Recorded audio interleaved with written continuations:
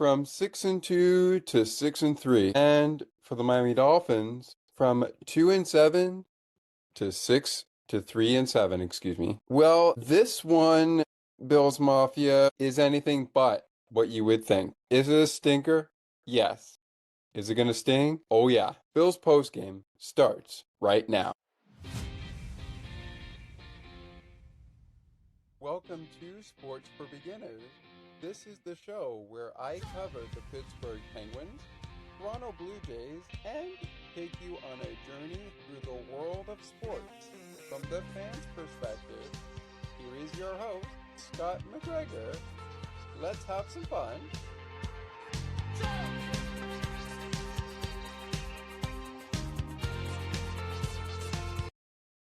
Bills fall 30-13 to the Miami Dolphins, drop the second of two matchups between the two squads after beating Miami 31-21 the last time these two squads went head to head.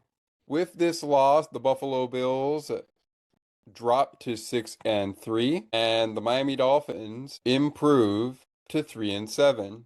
So I've got just one question for the doubters of Miami. How are you feeling about your Dolphins now that they're 3-7 and they just defeated, no, not defeated. They clobbered an AFC East division opponent in the Buffalo Bills. How are you feeling right now, doubters? Are you feeling silenced? Are you feeling excited? Mike McDaniel, Sean McDermott, head coaches of both squadrons, both teams coming in records of 6-2 for the Bills and 2-7 for the Dolphins. Inactive players for this game. We will talk a little bit about the Kansas City game, which we did not do a post-game show on, but the Bills got the win against the Chiefs, a big win that they needed, which means they hold the tiebreaker against the Chiefs. They got that big win, and it was also a very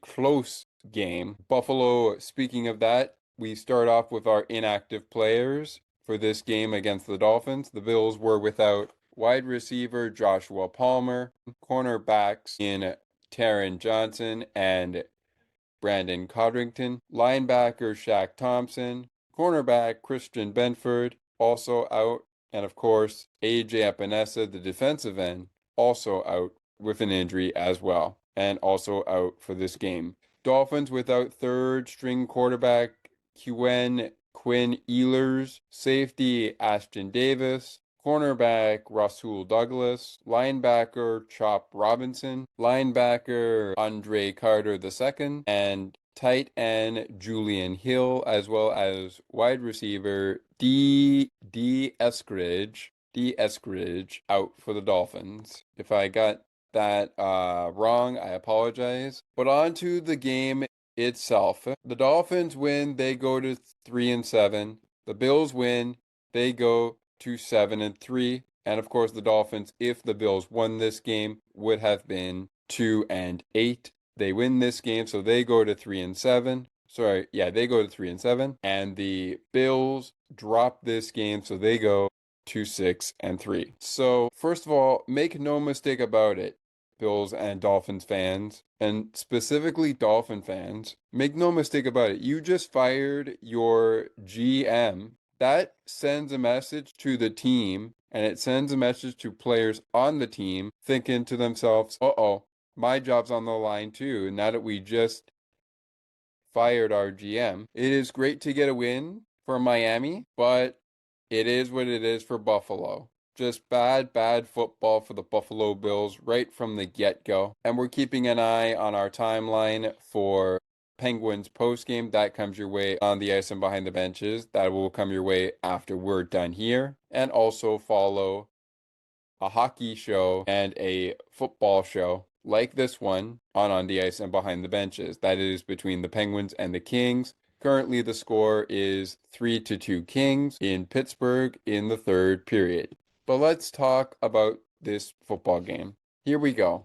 We'll talk about the standings later, and of course, we'll get into our stats for this game momentarily as well. I'm gonna go ahead and share the screen with the NFL.com here for us. Now, this all kicked off with a timeout by Mike McDaniel during the first drive for the Miami Dolphins after D.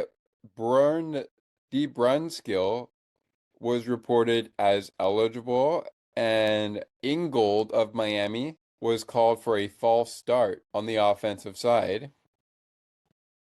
Miami would then be intercepted two plays later after the timeout, 3 plays later to the exact, by Bills' Cole Bishop. So Miami goes 6 plays, 4 yards. Tua is intercepted by Cole Bishop. Buffalo gets the ball. Unfortunately, Buffalo, in their first of 2 drives, I should say, in the first quarter of play. That's how we're going to go by. We're going to go by quarter. They go 4 plays, 9 yards with a 1 yard run to James Cook on a no huddle. Josh Allen also completed a pass to James Cook before that for an 8 yard pass. Josh, right out of the gate, went to Keon Coleman. Pass was incomplete, and that led to second down. On second down, we get to 3rd and 2 after the 8 yard pickup from Josh to Cook. The Bills do not score on the play, but Miami scores on their second possession after the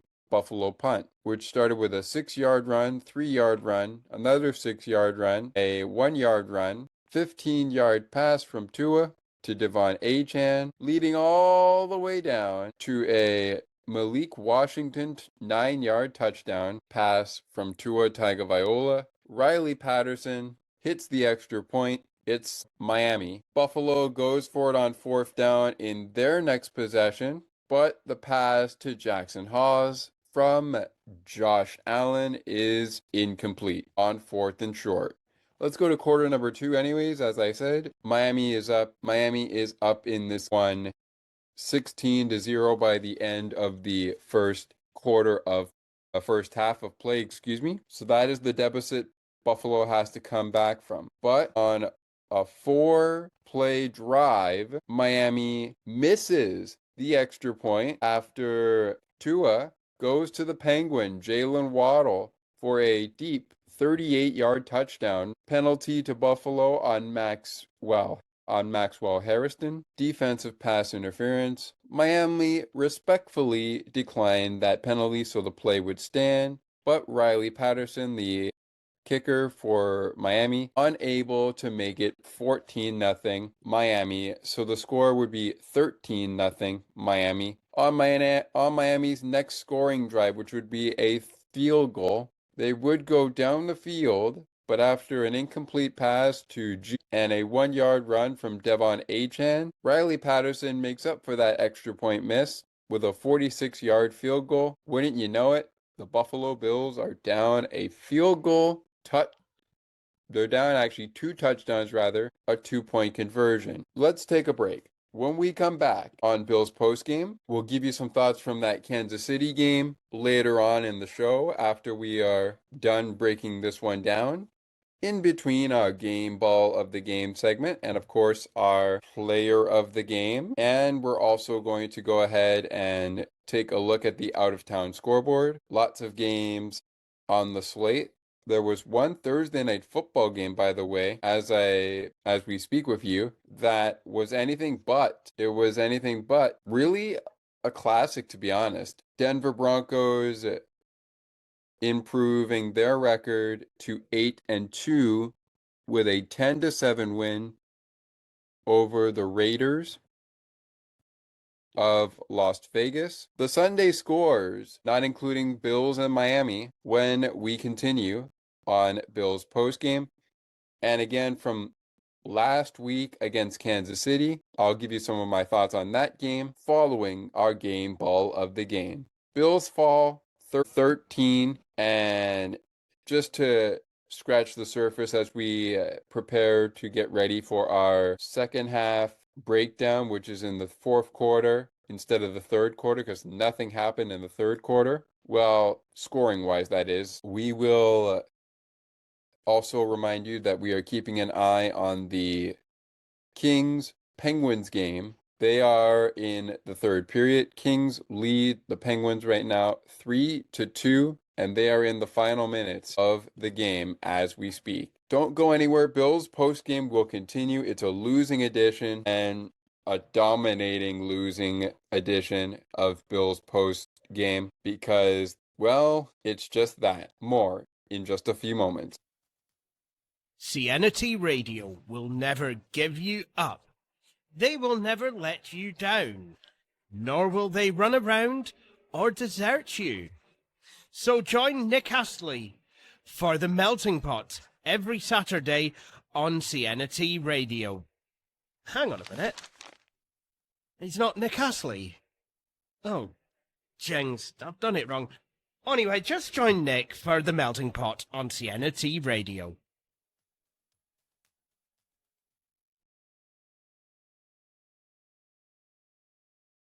Hey, what's up, PWHL fans? Scott McGregor here, host of Sports for Beginners and Weekly in Sports. Join me on a special Season 4 series of episodes on Sports for Beginners starting Friday, November 1st, 2025. That's the day the puck drops for real on the 2025, 2026, regular season. We'll get an inside look at the Golden Eyes, the Vancouver Golden Eyes, and the Seattle Torrent. Plus, what can we expect from opening weekend? It all comes your way ahead of puck drop, exclusively on Sports for Beginners. Part of our Season 4 content. Don't miss PWHL Kickoff on the next episode of Sports for Beginners. It is a series of episodes, 3 to be exact, all part of our Season 4 content. That's PWHL Kickoff starting Friday, November 2025.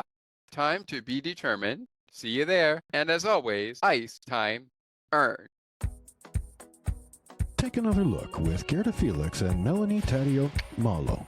Two powerful women of diverse backgrounds having genuine, unique, and uncomfortable conversations that everyone needs to have. Join Melanie and Gerda for conversations about what is missing from human connections.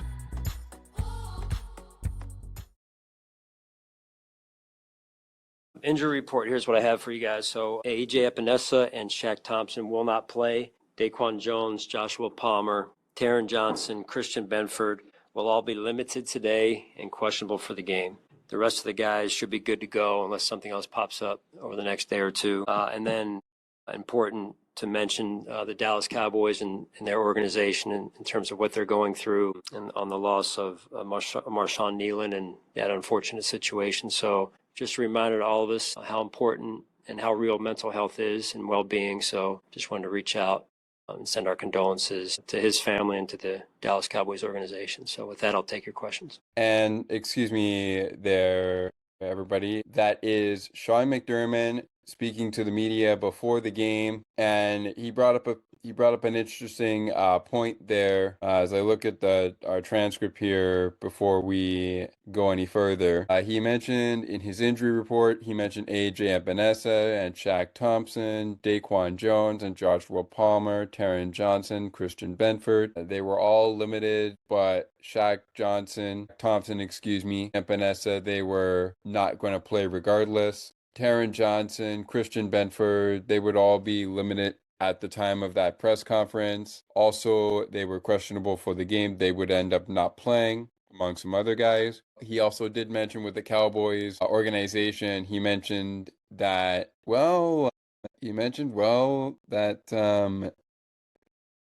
Cowboys organization had to take some time to reflect with Marshawn Keneally.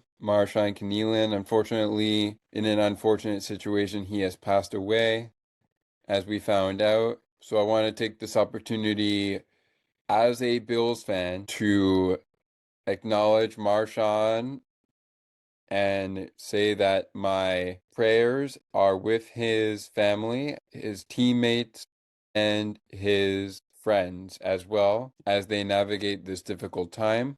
A very unfortunate situation.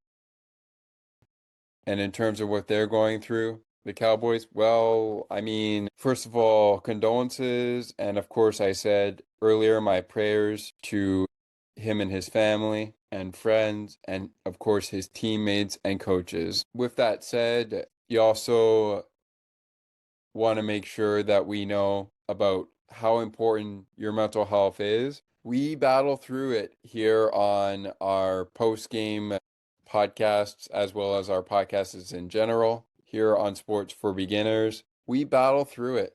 That's what we do. And that is, again, Sean McDermott, head coach of the Buffalo Bills, speaking post-game and press conference about understanding your role. But of course, we played that to open up earlier the opening concept of figuring out what will necessarily work. We might hear from Sean McDermott a little bit later in our show, post game, should it become available. But if you want to check it out for yourself, Bills fans, go log on to buffalobills.com/video and then select where you want to go for post game press conferences, coming soon videos, mic'd up highlights, listening to the action live that is live on the actual website, and things like that. Again, for Bills fans, log on to buffalobills.com/video to look for respective videos that you would like to check out. And again, want to issue my prayers and condolences to everybody involved with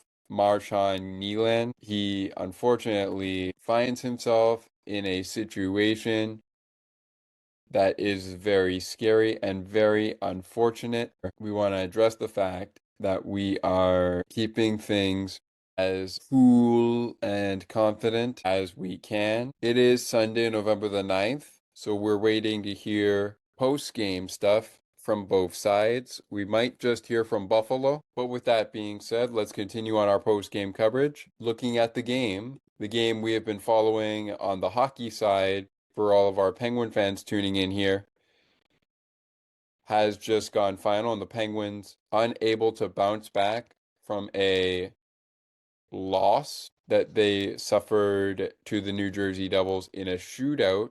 But this time it was a bit more competitive. Final score, Kings 3, Penguins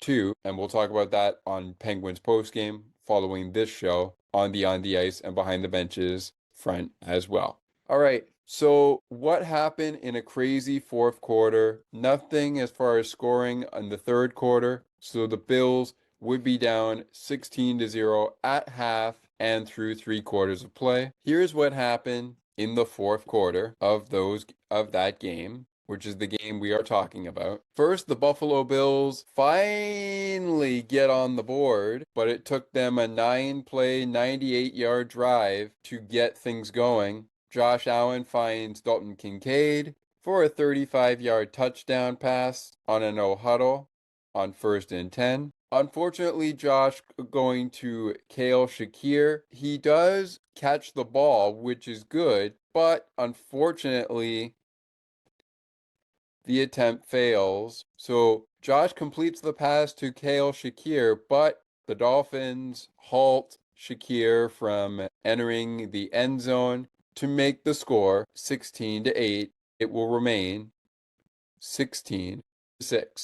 But Buffalo is on the board. Miami, though, would score on the next drive that they have. This is a 3-play drive that they score on, where Devon Achane went right tackle to Miami's 43-yard line for 3 yards. Jordan Poyer on the coverage. Devon Achane up the middle, 59 yards for the touchdown. Achane again after the 3-yard run. Extra point by Riley Patterson is good. It's 23-6 Miami. Miami is still up by a big margin, considering they were up 16 and quickly went down to a 10-point lead as the Bills score but can't make the 2-point conversion, which would have made it an 8-point lead for Miami if they could do so. If not, it would have been a 9-point lead if they had just gone for the field goal, which honestly, I feel like even though you're down 16,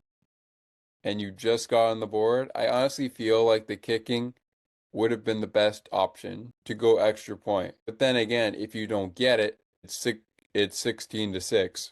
Anyways, moving on from the A-Chan score. It's now 23-6. Miami. 14 play drive this time for Buffalo to score. And this time it's Josh to Jackson Hawes for a 26-yard touchdown. Matt Prater, extra point, up and good. That makes it a 10-point game, 23-13. 23-13, Miami. Here come the Bills. But is it too little, too late? Yes, it is. The final touchdown of the game would be scored by Devon Achane going to the left side on the tackle for a 35-yard touchdown. He is gone. Riley Patterson with the extra point, up and good. He had missed one in the early going, which made it 13-0 instead of 14-0. And all things considered, the score, as we have told you, is 30 to 13. It is 30 to 13, the final score. Extra point again, though, on a 7-play, 37-yard drive. Extra point by Riley Patterson is up and in the books. Stats coming up in just a moment. But first, while we have our shared screen here, let's go to the out-of-town scoreboard for Sunday. As I just mentioned on Thursday night, if you missed it, the Denver Broncos improved their record to 8-2, sending the Raiders to 2-7. They beat the Raiders 10-7 in a game that didn't have very much going on as far as scoring was concerned. The Berlin game, which was earlier today, went to overtime, and it's the Colts picking up the win in overtime. 31-25, the final. Jonathan Taylor was absolutely great in this game. Maybe he wasn't that great, but nonetheless, the Colts improved to 8-2. Falcons are 3-6. The New Orleans Saints pick up their second win of the season. They are 2-8 as they beat the Carolina Panthers. The G-Man Giants fall 24-20 to the Chicago Bears. That drops the record of the Giants to 2-8. Record for the Bears goes to 6-3. Jaguars also fall. They fall 36-29 to the Texans. Records for both of those squads. Texans improve to 4-5. Jaguars fall to 5-4. Of course, the records, as you know, for Miami and Buffalo: 3-7 for the Dolphins, 6-3 for Buffalo. Miami winning that one 30-13. Ravens and the Vikings. Lamar Jackson and his Ravens defeat the Minnesota Vikings. Both teams' records are even at 4-5. Ravens winning the game 27-19. 2-7 galore in the Jets-Browns game as the Jets edge the Browns and beat the Browns 27-20. And when it comes to games that matter for the conference, the New England Patriots continue to remain in first place of the AFC East, winning 28-23 over the Tampa Bay Buccaneers. The Buccaneers going to 6-3. They will face the Buffalo Bills next week. Buffalo looking, now that they are 6-3, they are looking to make sure it's Tampa Bay that goes to 6-4, and the Bills go to 7-3. Ongoing right now, before we get to stats here, the Seattle Seahawks are having their way with the Arizona Cardinals. They are beating the Cardinals 28-0, 28-0 in the second quarter of play. And the other games that are at 4:25, we have the Rams on top of the 49ers, 14-0. Lions and Commanders. Commanders trailed the Lions 7-3, excuse me. Still to come on the schedule: Sunday Night Football, Steelers, Chargers. Steelers 5-3, Chargers 6-3. And the Monday Night Football game, the Eagles taking on the Packers. Eagles at 6-2. Packers 5-2-1. And with that, I'm gonna stop the share screen. That is the out of town NFL scoreboard with some of the games not quite yet starting, but will start later in the day. Most of the games in week number 10, as this is week number 10 of the NFL season, most of the games have gone final, including the Sunday slate of games. Using my Samsung here, we're going to bring up our CBS stats here on CBS Sports. Download the app for yourself. Follow your favorite sport, your favorite team all year long. There's not a lot of days left in the year, and there's also not a lot of months left in 2025. But with all of that being said, let's continue talking football here.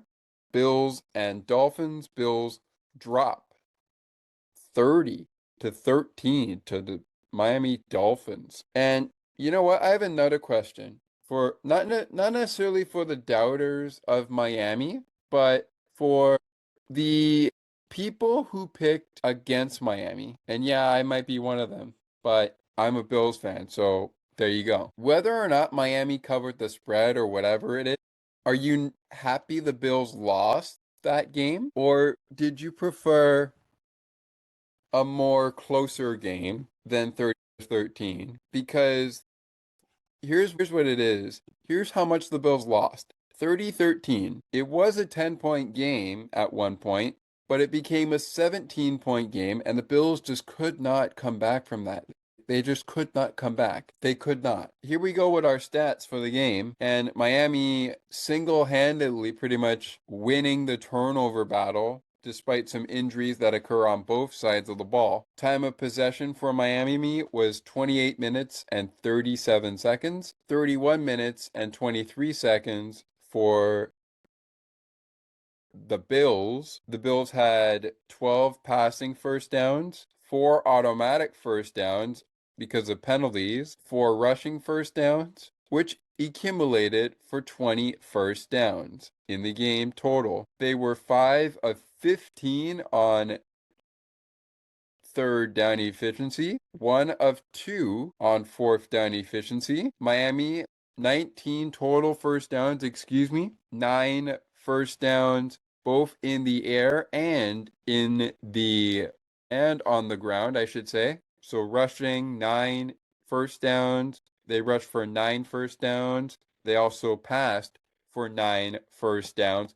A couple of interesting plays by Miami to get those first downs. They also had 1 automatic first down. They did not go for it on fourth down and went 3 of 9 on third down. Total yardage, completely different story here. 176 yards for the Bills, 170 total yards for Miami, and total plays 53 for Miami, 7-point yard, averaging 7 yards per play. They're averaging 7-point yards per play, averaging 5.8 yards per play with the Bills on 65 play calls. Josh Allen passed for 306 yards. And no, I think that's kind of on Miami's side. And I'll just double check here on NFL.com to make sure.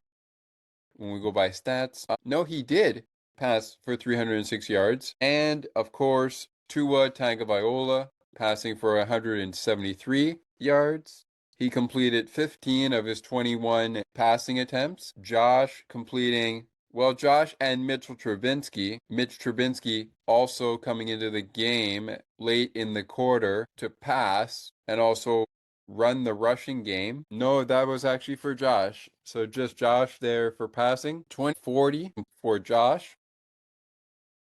15 of 21 completions for Tua. Mitchell Trubinsky did come into this game, but he did not throw the football. Per pass, 6.7 for Buffalo, and specifically for Josh Allen. Make that actually 7.65 yards average per pass. And for Tua, 8.24 yards averaged per play, per pass. Bills defense not able to get to Tua, so no yards lost on sacks there. The Miami defense bagged Josh Allen 3 times, and he lost 17 yards. And by bagged, I mean they sacked him 3 times. Perfect in red zone and goal to go efficiency for Miami, 1 for 1 on both sides. Bills, 0 for 1 on both sides. Red zone and goal to go efficiency. They average 4 yards per rush on 22 rushes, rushing for 87 yards. 197 rushing yards for Miami on 32 rushes. They average 6.2 yards per rush as a team. When you actually put that together, it was actually 17.8 yards per rush for the team. And on the Bills side, it was actually 15.9 yards averaged per rush. Penalties, 6 for the Buffalo Bills, which penalized them 67 yards. 5 penalties on the Dolphins for 35 yards. The Bills fumbled the ball twice, and they lost the ball twice. Once by Josh and once by James Cook. Rarity that you see that happening. Tua threw 2 interceptions, one to Cole Bishop of the Buffalo Bills and one to Maxwell Harrison. 1 yard on the Maxwell Harrison return, no yards on the Cole Bishop interception. Josh did throw 1 INT in this game. That went to, on the Miami side of things, the recipient of the interception, Ifatu Mafla. I'm going to go with IM, just in case I did pronounce this name wrong, but IM picks off Josh. IM picks off Josh for Miami. It's IM picking off Josh for the only pick of the game. No touchdowns as a result, though, but 3 turnovers for Buffalo, 2 turnovers for Miami. Both were picks thrown by Tua. IM interception on Josh, no yard. 2 touchdowns in the air for Josh, 2 touchdowns in the air for Tua, and 2 touchdowns on the ground for the Dolphins in general. And that was a 4-2 Dolphins win in the touchdown category. No defense or special team touchdowns. Only 1 interception, no yards for the Dolphins.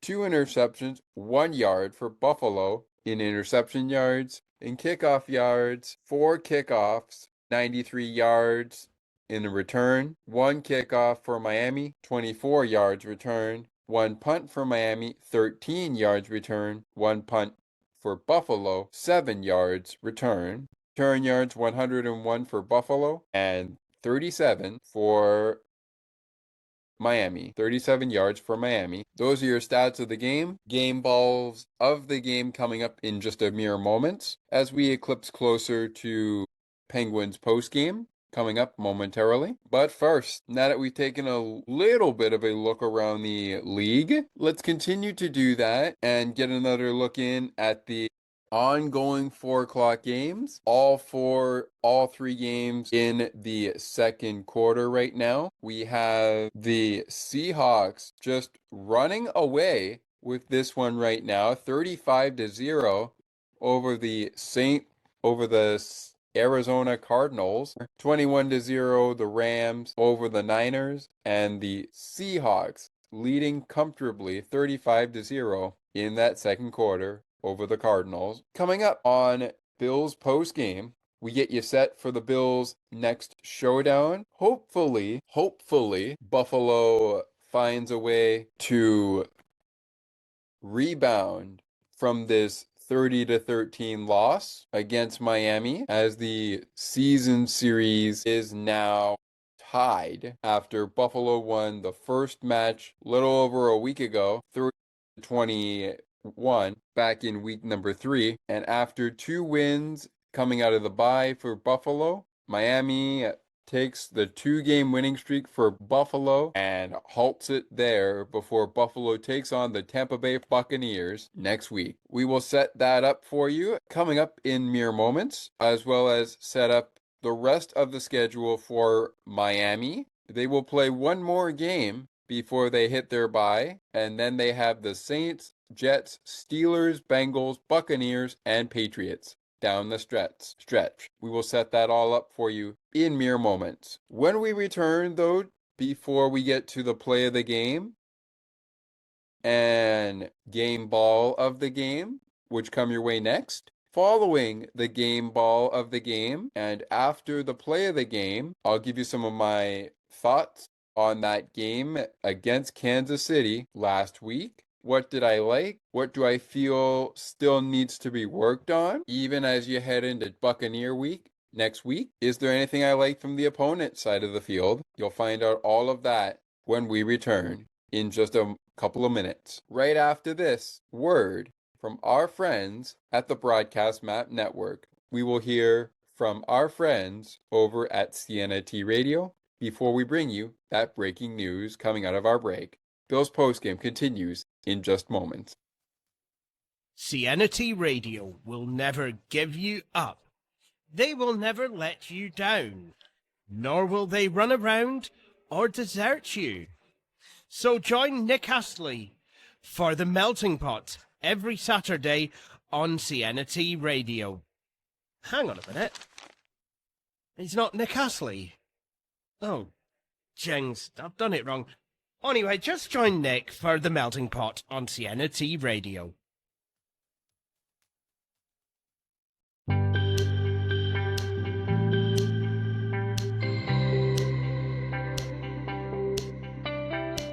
Looking for conversations on the world of broadcasting, sports media, and from time to time, my favorite sports teams? Listen to Broadcast Map with me, Ali Musa. To learn more about the show and to view the upcoming schedule, like the Broadcast Map Facebook page. Search Broadcast Map. Welcome back, ladies and gentlemen, to Bills postgame. Bills drop 13. Still no word on a postgame press from either side. But you know what? That's okay, because probably after this is done recording, we will be able to hear postgame from Sean McDermott, Mike McDaniel, and some of the players on the respective sidelines. We are almost at the point of setting up Buccaneers Bills, as well as, of course, who Miami will be playing next week. We will get there momentarily. I did have some breaking news that I wanted to start off this segment with before we get to the play of the game, thoughts on the Chiefs' win against the Chiefs, and of course, we get to today's game balls of the game for the Buffalo Bills and the Miami Dolphins. So let's jump to the breaking news before we get to the play of the game that we'll reveal in just a few moments. Some breaking news from Broadcast Map.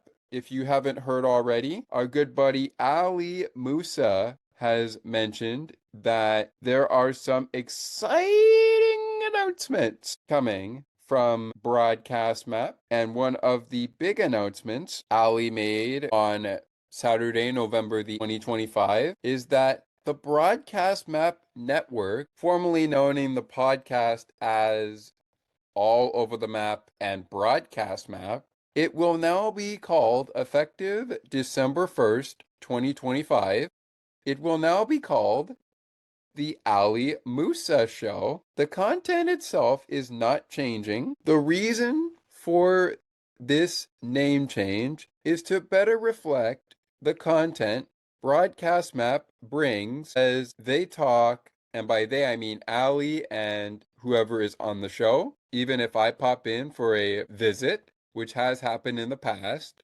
before, all the renaming and stuff. Broadcasting, sports media, favorite sports teams of Ali's, and of course mine and yours, and etc., as well as news and politics. The new site address will be http://www.thealimusashow. Oh, I forgot to mention the :// So let me run that again, but I'll do it the other way around. On December 1st, 2025, and so on, as this rebrand begins, effective December 1st, 2025, for the Broadcast Map Show being recalled as the Ali Musa Show. I should say the rebranded of the Ali Musa Show. Please check out www.thealimusashow.com. However, you will still be able to use in your browser www.broadcastmap.ca, and it will redirect you to the new site. Stay tuned for more exciting updates across the network.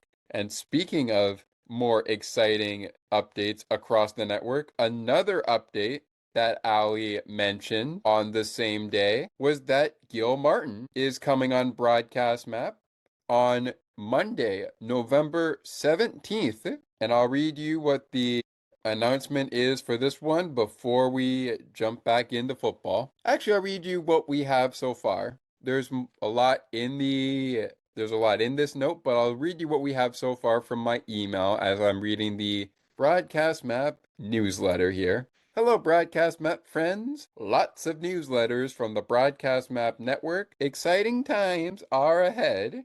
We will be discussing NHL on Monday, November 17th, 2025 at p.m. Eastern. Gil Martin, host of Locked On Islanders and Locked On NHL, will be on Broadcast Map to talk NHL. The show will be moving from 30 minutes to I'm going to be saying, I guess 1 hour? Yes, to 1 hour to allow for expanded conversations. If you would like to get in touch with the Broadcast Map show, effective immediately on December 1st, 2025, being called The Ali Musa Show on the Broadcast Map Network, you can follow the podcast on Apple Podcasts, Spotify, YouTube, or wherever you listen to podcasts. And of course, join the WhatsApp group. They had a Discord server, but now they're moving to WhatsApp because of issues with accessibility. They also have a Messenger group chat. Of course, there's the Facebook page. Ali is on Blue Sky, Mastodon, Facebook, LinkedIn, and you can follow Gil Martin on Twitter, as it's now called X, but I still call it Twitter, by checking out the link here provided in the newsletter, https://x.com/IceWarsNYR verse NY. Follow Locked On Islanders on YouTube by visiting www.youtube.com/@LockedOnIslanders. You can also listen to the podcast on Apple Podcasts. Just type into your browser, if you're browsing from the browser, https://islanders-daily-podcast-on-the-New York Islanders and everything in between. All right, that'll do it for our breaking news. And unfortunately, ladies and gentlemen, we're going to have to take a short breather. But while we do, let's quickly, before I sign off here for this quick commercial break, let's dive into our play of the game. And honestly, not very many plays of the game I can talk about when it comes to the Buffalo Bills. So that's why, unfortunately, this is going to go to the play that, for me, basically put this game on ice, and that is the Devon Achane 59-yard, yes, I said 59-yard touchdown run, and ultimately made it 23-6. Now, the Bills would put up a 13 on the board, but that's all they would get, which would eventually make it a 10-point game. But it's good enough for my play of the game. Devon Achane's 59-yard touchdown run to put Miami up 23. Extra point by Riley Patterson, as mentioned, is good. If it was not good, it would have been 22-6, which at that point would have made it a 9-point game at 13-22 if the extra point was not good. All right, thoughts on the Chiefs game still to come. Game balls of the game also still to come. And we're setting up Buccaneers, Bills, and Commanders, Dolphins. All of it still to come on Bills postgame. Perhaps if we get lucky, we will find a way to get a victory speech in here. But if not, that's fine. For the Bills, obviously, this does not really deserve it because it's a losing edition of Bills postgame, crippled in with a winning edition because, well, Buffalo beat Kansas City, but then they fell 30-13, as our score says it today, to the Miami Dolphins.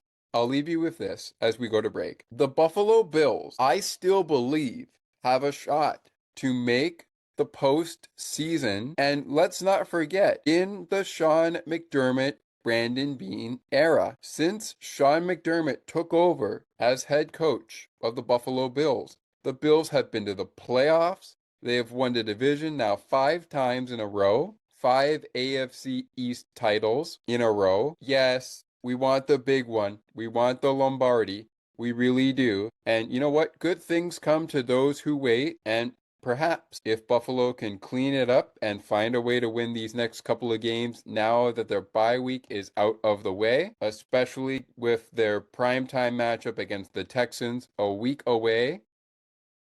It's not next week, obviously. It's the week after that. If they can find a way to not lose too many more games and be at 6-6, they will probably make a case to be in the postseason picture. And yeah, if it comes down to it, we might have to battle our division foes like the Patriots, the Jets, and of course the Dolphins, which we've already done now twice. But that's besides the point. The point is, as long as Buffalo doesn't go to 6-6, I still think they have a shot at going to the playoffs. And if we have to face Patrick and the Chiefs, then we have to face them. But we got to get over that hump of getting past the championship game. And the only way to do that, I believe, and I know the team believes, is to take it one game at a time.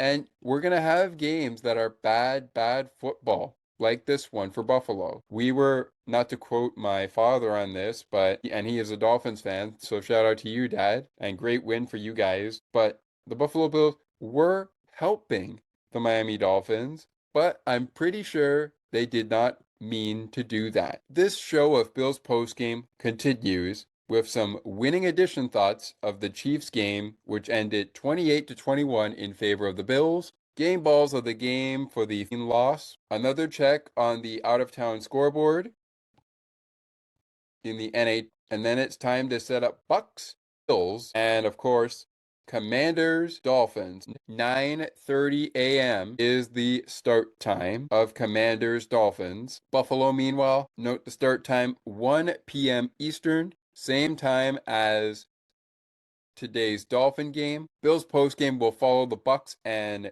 Bills game. Maybe not the day of the game like it is today, maybe on Monday, but regardless, it's going into a short week because you got the Texans right around the corner after the Bills Buccaneers game. We will set it all up for you when we return to Bills postgame. Game balls, thoughts on the Kansas City game that the Bills win, game balls from this loss to Miami, and then we set it all up for Commanders Dolphins and Bills Buccaneers to close us out. It's all coming up when we return. Take another look with Gerda Felix and Melanie Taddeo Malo. Two powerful women of diverse backgrounds having genuine, unique, and uncomfortable conversations that everyone needs to have. Join Melanie and Gerda for conversations about what is missing from human connections.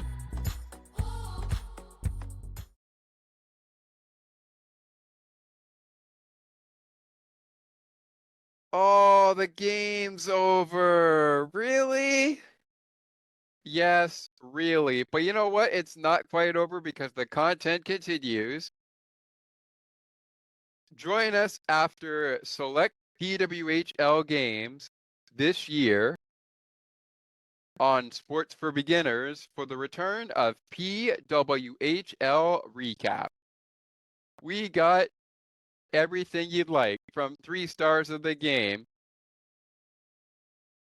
the women's hockey player of the game, the play of the game, the dominant star to watch, all on PWHL Recap, coming back this fall and winter to Sports for Beginners, the podcast, with your host, Scott McGregor. You won't want to miss a minute of the action.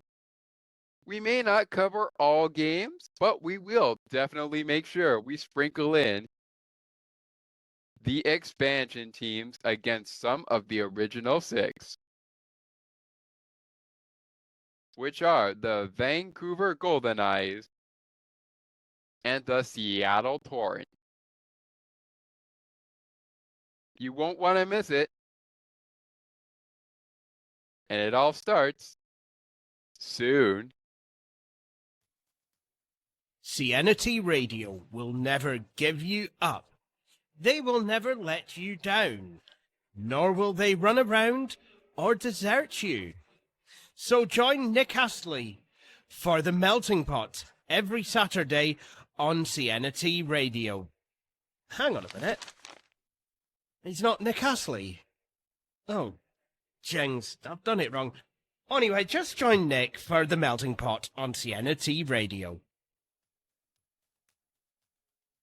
Welcome back, ladies and gentlemen, to, unfortunately, a losing edition of Bills postgame. Bills and the Dolphins, the topic of conversation. Sprinkling in a little bit, just a little bit, of my thoughts from the Bills' 28-21 win over the Kansas City Chiefs and Andy Reid on November 2nd, 2025. It was a 28-21 win for the Bills over the Chiefs. Today they lose 30-13, and I gotta be honest, game balls of the game are coming up in just a few minutes, but I gotta be honest with you, it was a rough game, all told, for the Bills. Very rough indeed. To be honest, I can't even find the words to describe how I feel about this action.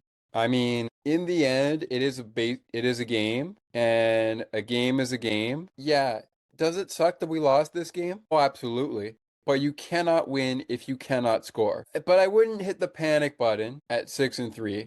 I wouldn't hit the panic button just yet. As I mentioned before the break, the surprising break that we had here, broadcast map is being replaced by the Ali Musa show on December 1st, 2025. And that was our breaking news from Broadcast Map Network. All right. Let's get to the game balls of the game. But if you missed it before we went to that breaking news, which led us into our play of the game, also before the surprising break, my play of the game went to Devon Achan of the Miami Dolphins, who put the Dolphins up 23-6. Well, technically, Riley Patterson made sure that happened. But anyways, he put the Dolphins up 23-6. After a 59-yard touchdown run in which the Bills could not get to Achane. They could not get to him. That was good enough for my play of the game. At the time, that would make it 23-6. And then Miami would be leading by 10 points thanks to a Buffalo Bills touchdown pass from Josh Allen to Jackson Hawes. And with that said, let's get to my quick thoughts on the Andy Reid victory against Andy Reid. So first of all, I like that Josh was able to have 3 touchdowns in this game. 1 in the air, and of course, he actually had 2 touchdowns on the ground. 1 passing touchdown. That went to Dalton Kincaid. I also like the time of possession for Buffalo.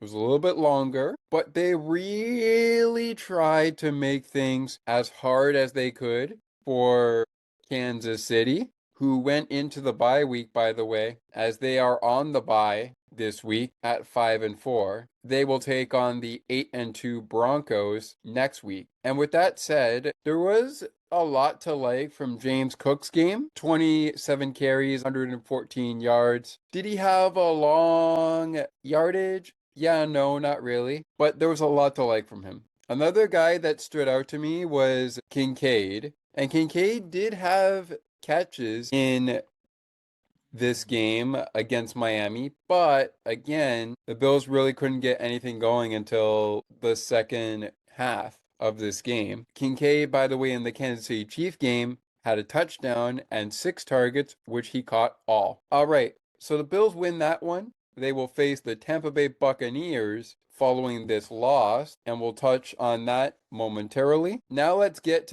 ourselves into the game balls of the game, which are around our player of the game segment. So let's jump to it, shall we? And as I have been mentioning on the show, we were following the Penguins and Kings game that has since gone final. Penguins fall 3-2 to the LA Kings. The LA Kings tie up that season series. Find out more about that when I come to you on the ice and behind the benches side of things for an LA Kings Penguins recap on Penguins postgame immediately following this game. Still to come on the football side, just before we get to the game balls, we've got the Steelers and the Chargers coming up on Sunday Night Football. Then on Monday Night Football, we've got the Packers and the Eagles. Packers 5-2-1, Eagles 6-2-1. I should say 6-2, excuse me. Record for the Sunday Night Football matchup, the Steelers are Chargers 6-3. All right, let's not waste any more time. Here we go. So we're going to start on the victorious Dolphins side, head coached by Mike McDaniel. And of course, the Buffalo Bills are head coached by Sean McDermott. First, you got to give credit to Devon Achane. He's going to be my player of the game. Was really flying around and making plays. And that's something that Josh touched on in his tunnel speech before the Bills hit the field. Flying around and making plays. And, well, the Bills tried to make some plays, but really, besides the touchdown plays that they made in this contest, with the touchdown catches by Keon Coleman and Jackson Hawes, it was really Cole Bishop and Maxwell Harrison that were doing the most damage when it came to picking off Tua Tagovailoa on the defensive side of the ball for the Bills. So on the Dolphins side, our player of the game is going to be Devon Achane. I'm going to give credit to Ollie Gordon as well. Not his best game, but I still feel like he could have played well. The game ball of the game goes to the player with the most receptions on the targets. And guess what? That was the same guy I just awarded as my player of the game, Devon Achane. 6 targets, 6 catches, 51 yards. His longest yardage was 15 yards. An honorable mention goes out to the Penguin Jalen, who caught 5 of his 7 targets, 84 yards as a result. His longest catch was 38 yards. On the Buffalo Bills side, not really much we could say for a player of the game, so we're going to go ahead and do a game ball of the game. 2 of them. The first one goes to James Cook, who's looking pretty good.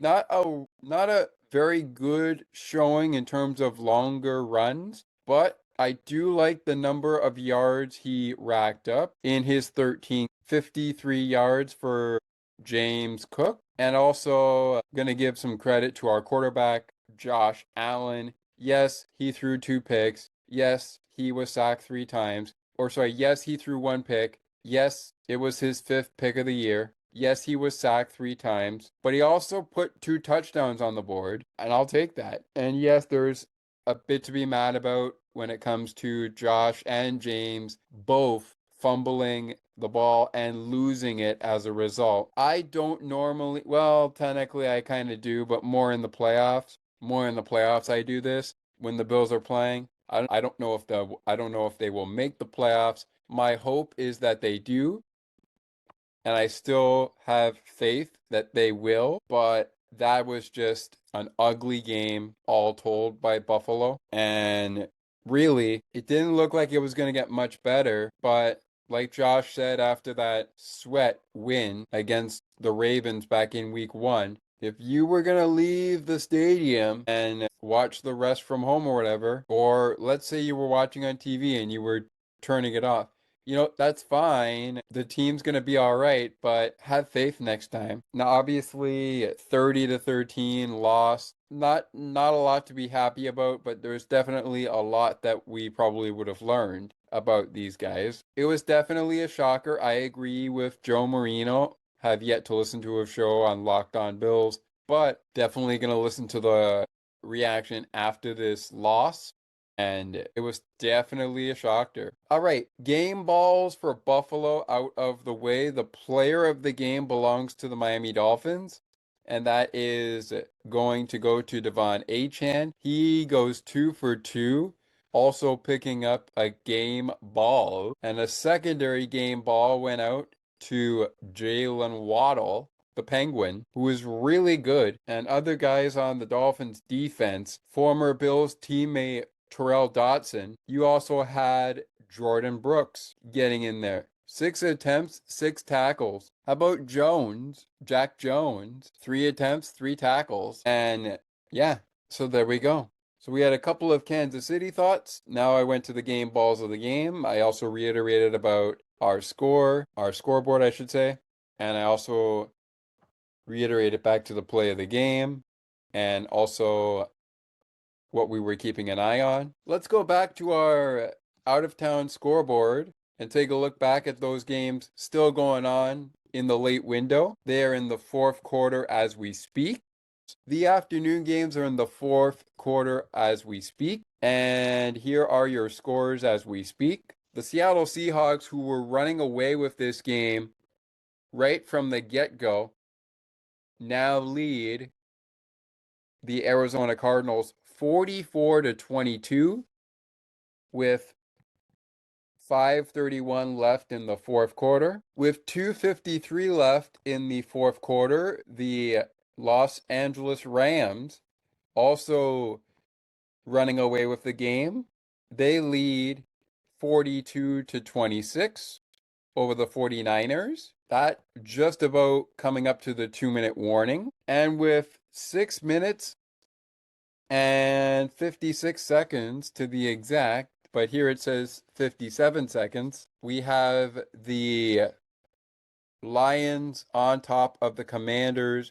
422 is the score there. Coming up to Sunday night football action momentarily. I'm going to provide, before we hop off of this one, a Sunday night football prediction. Spoiler alert, on the On the Ice and Behind the Benches edition of Penguins postgame, you might get a Monday night football prediction. Spoiler alert. Once again, the scores, as I mentioned before we stop the shared screen. Seahawks on top of the Cardinals, 44-22. 42-26, the Rams on top of the 49ers. And 41-22, Lions over the Commanders. Let's take a look at our NFL update for the inactives on Sunday Night Football. That is the game between the Steelers and the Chargers. Kickoff just about an hour away at 8:20 p.m. Eastern. Kickoff for Monday Night Football is at 8:15,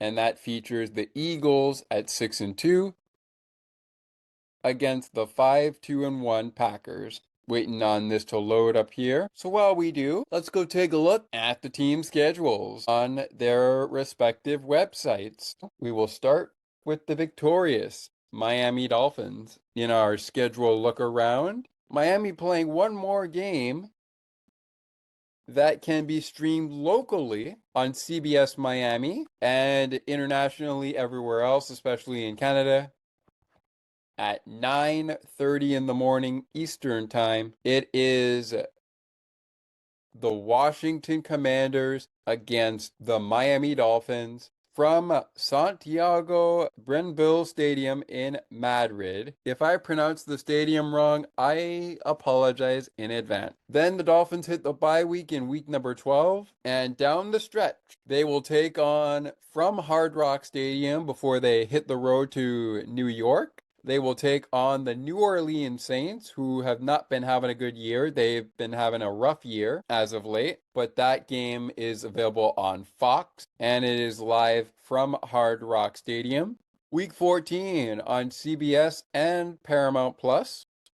catch the Jets taking on the Dolphins at 1 p.m. Eastern. And then, speaking of the Steelers, who are playing in Sunday Night Football tonight, they will face the Dolphins in week number 15 from Acrisure Stadium on Monday Night Football on December the 15th at 8:15 p.m. Eastern Time. That is the final month rather, of the 2025 year. As we get closer to the end of 2025, a few days before Christmas, the Cincinnati Bengals will come to town for a Sunday night football matchup on December 20th under the lights of Hard Rock Stadium. Then it's the Tampa Bay Buccaneers on one of the last Sundays, pretty much the last Sunday to the exact, of 2025. That will be the Tampa Bay Buccaneers coming into Hard Rock Stadium. Miami's season will end on the road with the road finale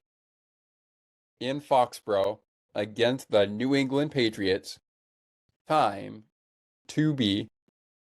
Time TBD. Let's jump to Buffalo from our shared screen. Before we jump to next week for Buffalo, time to take a look at our inactives on the NFL app. The inactives in the game that is taking place at SoFi Stadium in Inglewood, California. For the Steelers, they will be without wide receiver Scotty Miller, safety Jabril Peppers, linebacker Cole Holcomb, offensive lineman Isaac Simolo. I'm going to go with Isaac S. Sorry, Isaac, if I pronounced your last name wrong. The Steelers are also without defensive tackle Broderick Martin Rhodes and defensive lineman Logan Lee. Out for the Chargers will be offensive tackle Bobby Hart, safety Tony Jefferson, cornerback Terheeb Still, offensive linebacker Kyle Kennard, offensive tackle Foster Sorrell is who is going to be out, the offensive tackle. I'll go with Foster S just in case I pronounced that wrong. I gave it my best shot. And they are also without wide receiver Keandre Lambert Smith and tight end Will Disley. So for the Chargers, they are without Bobby Hart, Tony Jefferson, Tarheeb Still, Kyle Kennard, Foster S, Keandre Lambert Smith, and Will Disley. Steelers without Scotty Mills, Jabril Peppers, Cole Holcomb, Isaac S, Broderick Martin Rhodes, and Logan Lee. And before we go to my pick to win the game, I made a pick on CBS, so this pick that I make on our air may not be the same thing. But before we go there, let's give you a look at the Bills' upcoming schedule with the bye week in the rear view mirror. First, next week they will take on the Tampa Bay Buccaneers and follow that up with a short week on Thursday, November 20th, as on the Houston Texans from Houston. So the Buccaneers will be coming to Highmark Stadium. The Bills will then hit the road to NRG Stadium to take on the Houston Texans. Games can be heard on the radio on WGR 550 or heard on Prime Video, Paramount Plus, and of course, for the Buccaneer game, WGR 550 has the game on Prime as well, which is available for Canadian listeners. It will also be available on TSN, Canada's fastest sports broadcast. CBS and Paramount Plus, as well as WGR 550, have the call of the Steelers game from Acrisure Stadium in week number 13, as the Steelers host the Bills. Note the start time for that game, 4:25 p.m. Eastern. The game against the Bucs is at 1 p.m. Eastern, and the game against Houston is at 8:15 p.m. Eastern as well. Another 4:25 game on the slate that's at Highmark Stadium. Fox and WGR 550 have the call. It is against the Cincinnati Bengals. The game theme will be centered around Coach of the Week and the Walter Payton NFL Man of the Year award. That should be a good game. Week 15, the Bills will look for revenge against the New England Patriots, who beat them in week number 5 of the season, the first time they met this year. Final score of that game, 23-20 in favor of the Pats. So the Bills will be looking for some revenge from that game. Game time in week 15 is at 1 p.m. Eastern time. American Thanksgiving weekend is when the Steelers and the Bills will be going head to head on that Sunday. Moving on, they will play the Jets at Highmark Stadium, time to TBD, I should say, to be determined. Station also TBD as well, but they will have the game on WGR 550, as will the other games be on WGR 550. The games before that, after the Patriot game, include one more game on CBS and Paramount Plus. That is against the Cleveland Browns, same time as the Patriots game, which is at 1 p.m. Eastern. Then one more 4:25 p.m. game. That is on the 28th of December, and that is on Fox between the Philadelphia Eagles and the Buffalo Bills. Buffalo will end the season on home field, week 18 against the Jets. Who's gonna be broadcasting that game? We know WGR 550 will be broadcasting that game, but who's gonna broadcast the actual ball game on the TV side? Well, we'll sure know about that momentarily, I'm sure, as the season goes along. But for Buffalo and for Miami, that is it for their season series. They'll lock horns again, most likely, maybe in the playoffs, but most likely next season. And the 425 and 405 games are coming to an end. They are coming to a close as we start to wrap it up here. Seahawks winning cleanly 44-2 over the Arizona Cardinals. They win that ball game. 49ers also lost. Rams victors over them 42-26 was the final tally. They will indeed win it. Lions picking up the win 44-22, the final there. So now it's on to Monday Night Football, and it's on to, of course, first and foremost, Sunday Night Football. So as we wrap up Bills post game, who do I think is going to win this game? For me, it's a toss-up, but give me the Steelers to take down the Chargers in Inglewood, California at SoFi Stadium. I think this is going to be a Steeler game. But then again, I also think Aaron Rodgers, if he is starting as quarterback, he is probably going to need to be the Aaron Rodgers, not of the Pittsburgh Steelers, but of the Green Bay Packers. He's had some pretty good years as a Green Bay Packer in his NFL career. So if the Steelers want any success, they're going to have to rely on their players, especially Aaron Rodgers, to fly around and make plays. But please don't be reckless. If you want to win this ball game, you cannot be reckless unless you absolutely have to be. And I bring this up because Buffalo was backed into a corner when they were down 16-0. And yes, they put points on the board, but they couldn't put points on the board till the second half. They went a full first half without any points on the board. Our line score, Dolphins 7 points in the first quarter, 9 points for the Dolphins in the second quarter, zeros on the board for the entire first half for Buffalo, first and second quarter. Third quarter, toss-up, nobody scores, a 0 on both sides. Fourth quarter, 14-13 Miami over Buffalo. But the real deal here is that the Bills fall 30-13 to the Miami Dolphins. Miami Dolphin fans, especially Miami Dolphin fan doubters, happy Victory Monday or Sunday or whenever you catch this show. To you, enjoy this victory. Good luck the rest of the way. Bills fans, let's flush this game down the toilet and get ready for the Bills and Bucks next week in our house. It's the Bills and Buccaneers from Highmark Stadium next week and next time on Bills postgame. Penguins postgame is coming up next on the ice and behind the benches, but coming up following this show on Sports for Beginners, the winning edition of Dolphins postgame, Bills versus Dolphins. Once again, your final score, Bills 30. What do the Bills have in store for us next week? It remains to be seen. But for everything that I mentioned, my name is Scott McGregor.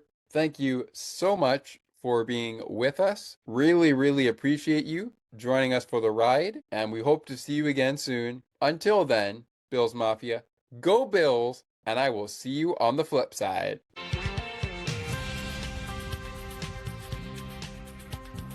Thank you so much for listening to Sports for Beginners. If you would like to learn more about the show, you can visit the podcast Facebook page or visit the official website. You can also send us an email at sportsforbeginnerspodcast8231@gmail.com. As we always remind you, it is not goodbye, it is until next time.